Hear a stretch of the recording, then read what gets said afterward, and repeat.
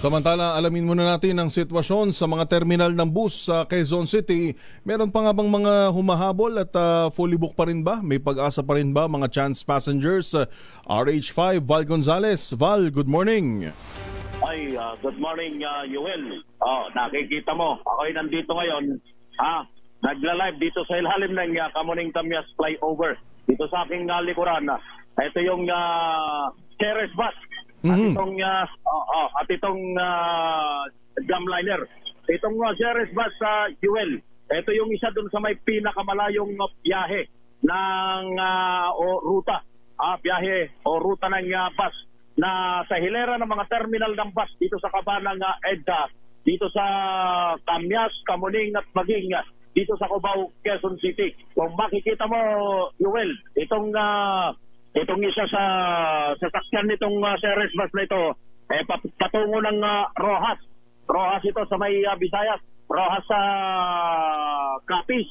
Habang dun sa kabila naman, itong Jamliner, ito yung patungo ng Batangas Pier. Ito yung patungo ng iba't ibang mga lugar. Yan sa Laguna, Batangas at ilan pang mga lugar. Diyan sa southern part ng Luzon. Yung kaya kami nandito dahil medyo kailangan pa raw ipaalam, Yuel, yung pagla-live natin dun sa loob ko. Kung tatandaan mo, Yuel, etong Ceres bus, yung kanilang terminal dito sa may bahagi ng Cubao. Kasi ito yung nandito sa may Kamyas sa EDSA. Yung kanilang punong tanggapan dito. Pero isineparate kasi nila yung biyahe ng Iloilo. Yung biyahe ng Iloilo na nandun sa may kanto ng Annapolis at New York Street. Dito rin dyan sa may bahagi ng Cubao.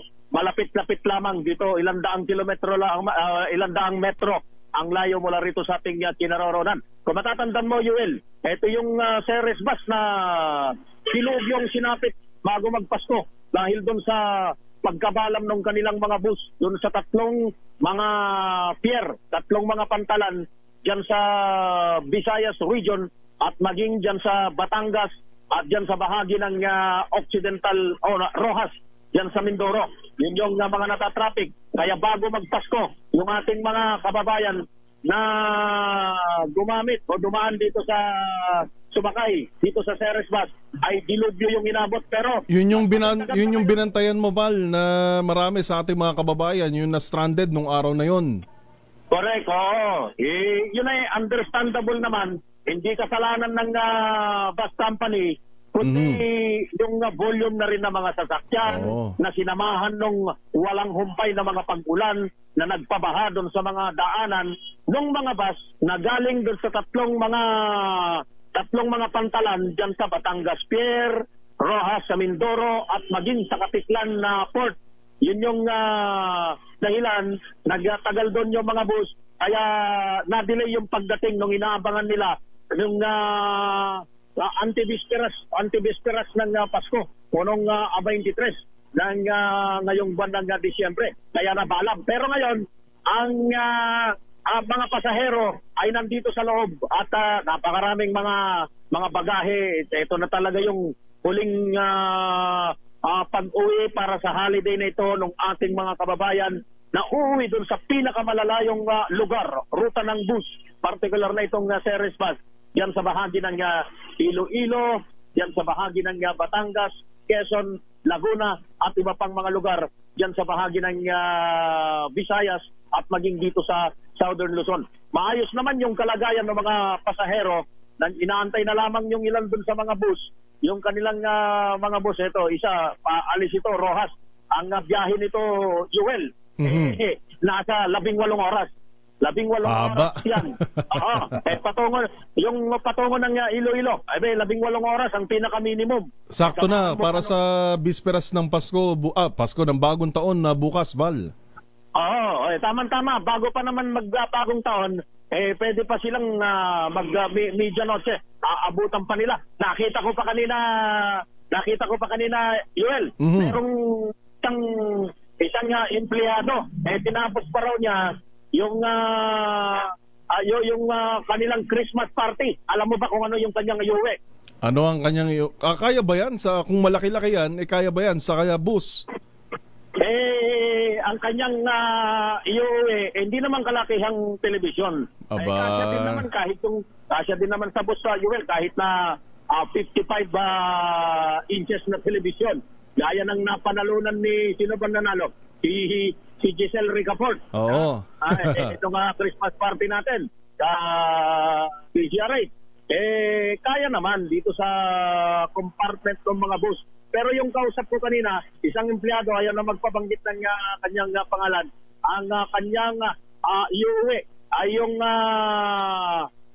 microwave oven. Mabigat-bigat yun. Mm-hmm. Akala ko TV.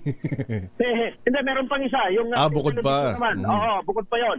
Meron din, yung isa, yung kausap natin kanina, ang kanyang iuwi. Aba, Jesus Maria Joseph, mabigat na microwave oven na kanyang napanalunan dun sa kanilang Christmas party. Yan yung sitwasyon dun sa loob. Kaya nga lang, ipinagbawal muna daw. Kailangan daw approval muna nung kanilang management bago makapag maipakita. Di bale.